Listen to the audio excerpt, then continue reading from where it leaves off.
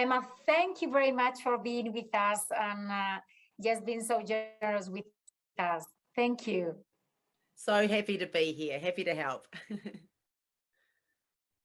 Okay, I know that you are going to be in Dallas and you are going also to be with us in Munich. So, and this is great. So we will like just to see you in Munich. That we will go with a group of Spanish people. So great. Okay, so thank you very much. The first question is, what do you think about with this pandemic? I think that we have just been like 10 years on advance about the technology in fitness. What do you think about this?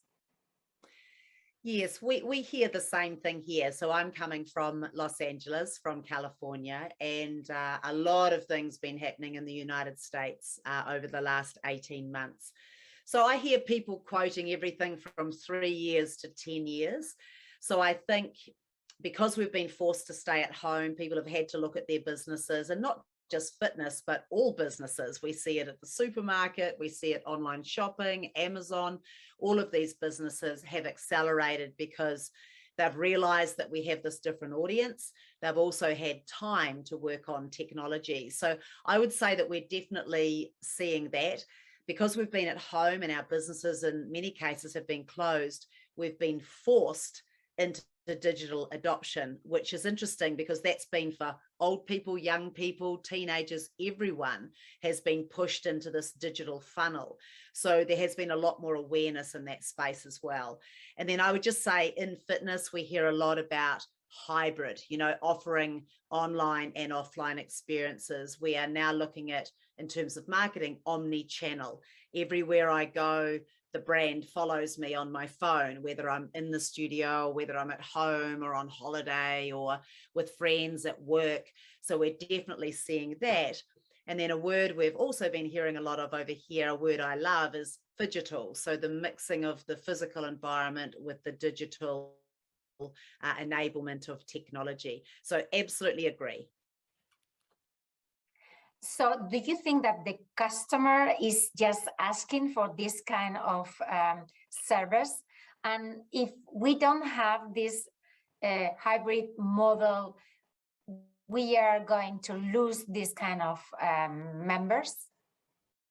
Yes, I think what we're seeing, so if I think of the club market, anyone who's had a very, very strong live, big group fitness, great personal training, small group training, where that's been very strong, we see people when the clubs open again, they go rushing back to the clubs. So maybe digital has a small amount of work to do there. We have other parts of the fitness industry where Peloton, all the connected fitness, Peloton, Mirror, Tonal, Hydro, Climber, all of these connected fitnesses have attracted another audience. Some of that audience will come back to the club, some of it will stay at home, and some of it will do a mix of both. But I do believe in maybe 2 years, there will be a much more adoption of both, where I go to my live experiences, I stay at home for 2 days a week maybe, and then sometimes I go to a fitness festival or I go to a special event where it's a big fitness thing. So I think most people will do most things and it'll all be connected on your phone or on your watch or both. So that is where we're going. Clubs that are very strong physically, and again, countries are different depending on their development. Like here in the US, it's very digital, so we're sort of expecting a little bit of that. And then you're going to have people who just do one or the other. So we are seeing that, anyone who's had big digital presence over the pandemic, it is dropping off a little bit and quite steeply in some cases when the clubs open. But I think this is just a transition period where people are so excited to be together again, but they're going to use both depending on the context of their week. Yeah. Emma, do you think that trainers can afford just to feel that the digital way is is against them, is something that have to beat. Okay, is it competition, right? So Yeah. I think it's better. I'm going to answer this in the same piece of advice I have for instructors generally. We're about community. And if we start with the people that we serve right now and keep serving them in ways that are relevant to them, that is the answer. So rather than being scared of technology or scared of Peloton or Apple or whatever, just think, who do I serve and how do I serve them? And maybe some of that is given to them by Apple. I know a lot of people, or maybe you use the Calm app for meditation, for example, but maybe you still do great live experiences. Or maybe you have your own channel on digital or Instagram or one of the many, many platforms that offer fitness. So it really depends on who's your market, who is your member, who is your community, and how do you look after them? What do they want? Because if you look at the world, we're not even touching 80% of the world who need us. We're not even touching them yet. So connected fitness and online and clubs, we've all got audience. Lots of people want to come together. So if you're a person who does live experiences, get really good at that and work for a business that can really support you in that.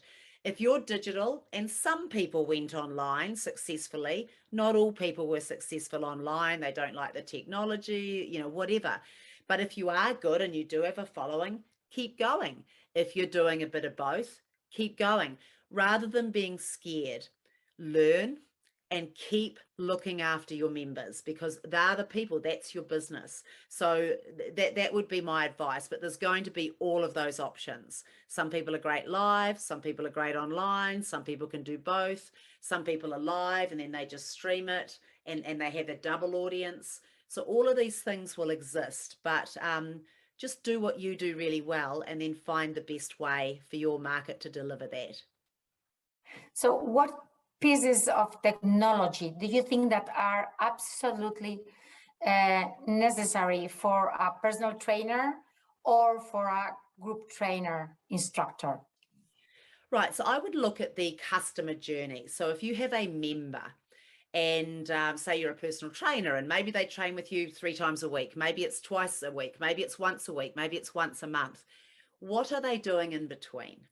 Do you track them? Are you on Trainerize or one of the many personal training apps? Can you track what they're doing? Because 1 hour with you is not going to look after the other 20 days, 7 days, 3 days, the 24 hours in a day. There's a lot of hours you're not there.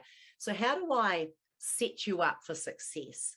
Like, how do I stay in the conversation, stay front of mind in my support of you?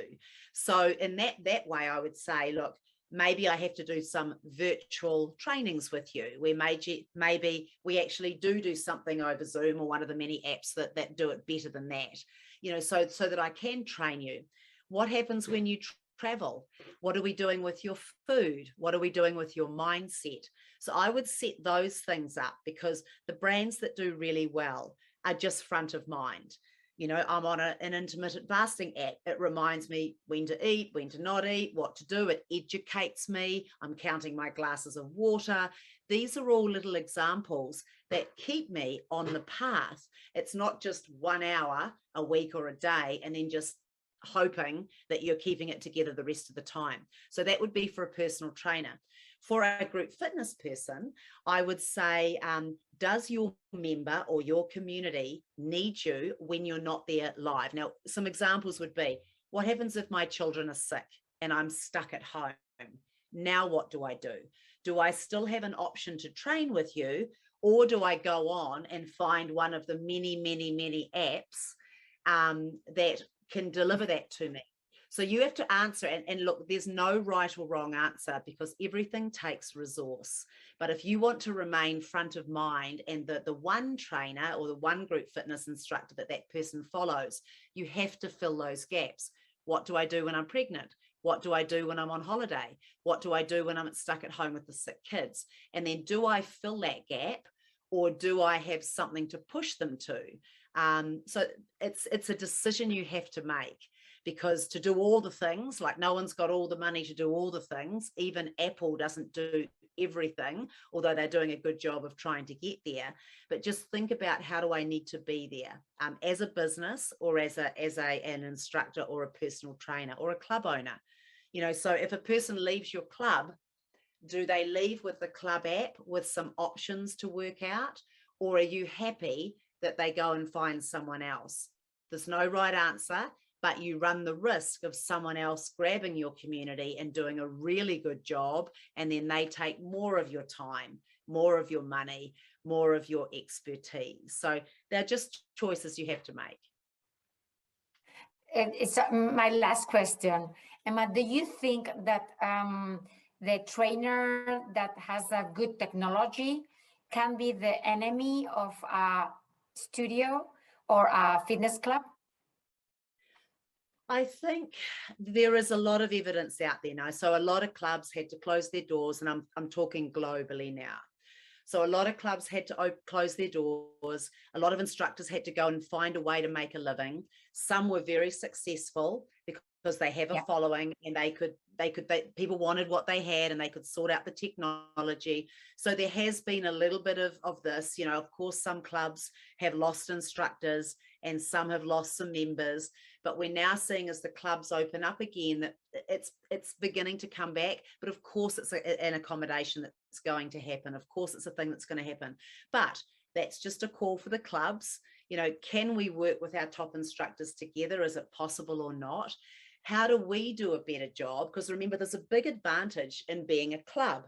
You've got the wonderful equipment. You've got not everyone could afford or have the room to go and buy all the sexy equipment and the lights and the music and the community and bringing people together, all the things that the clubs are. So I think, you know, we all have to do a better job if we're a club, if we're a live instructor, and then if we're a digital instructor. So for sure, there has been a little bit of competition between all of that.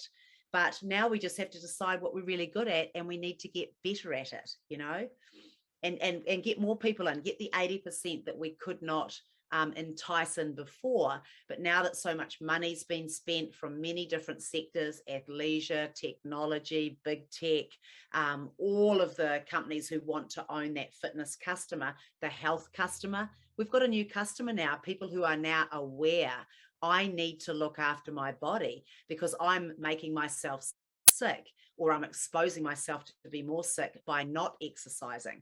That's the bigger conversation. So yes, there's going to be a bit of competition, but let's think bigger. Let's think, as we welcome more people back to a healthy lifestyle, how do we do what we do? And let everyone else do whatever they do, but do what we do really well, and be data-led. Listen to our customers. What do they want? And give them more of that. Emma, only a piece of advice for the trainers that are doing their classes on streaming. Just one piece of advice. For streaming. So it's actually the same as teaching live. You're only ever talking to one person, and that's the person that's receiving it, whether there's 100 people in your class, 20 people in the class, or one person on the end of on the other side of the camera. You've just got to really connect with that person and really think about it. So don't just teach blank. You're actually trying to share knowledge and inspiration and excitement. So you make love to the camera, right? You deliver down the camera as you would to a really good friend on the other side. Emma, thank you very much. You are always so inspiring for us. Thank you, and see you very soon in Germany. Bye-bye. Thank you so much. I can't wait to see you. We'll see you all soon. See you.